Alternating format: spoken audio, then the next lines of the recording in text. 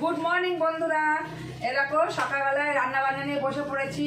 দেখতেই পাচ্ছি তোমার দাদাভাই বাজার করে নিয়ে চলে এসেছে, তাই আমি কাটাকুটি করতে বসে পড়েছি। দুপুরে রান্নাবাড়ি জোগাড় করতে হবে।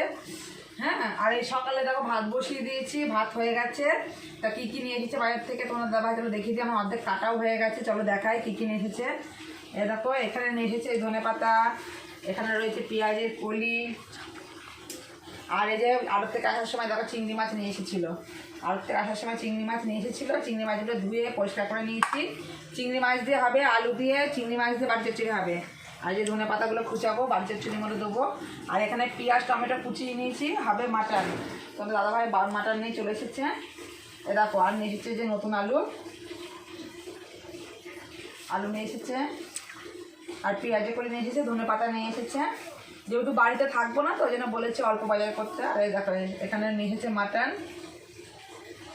এটা এখন ব্যাগেই থাক।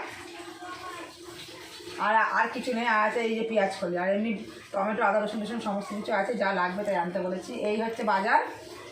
তা আজকে রান্না হবে চিংড়ি মাছ দিয়ে বাড়ি চচ্চড়ি হবে, আর মানে খাসির মাংস, তারপরে লাল লাল নতুন আলুদের ঝোল হবে, আর কিচ্ছু না। চলো আবার রান্না বান্না করে তোমাদের দেখাবো যে মাংসের কালারটা কিরম হলো, মাংসটা দেখতে কিরম হলো। টাটা।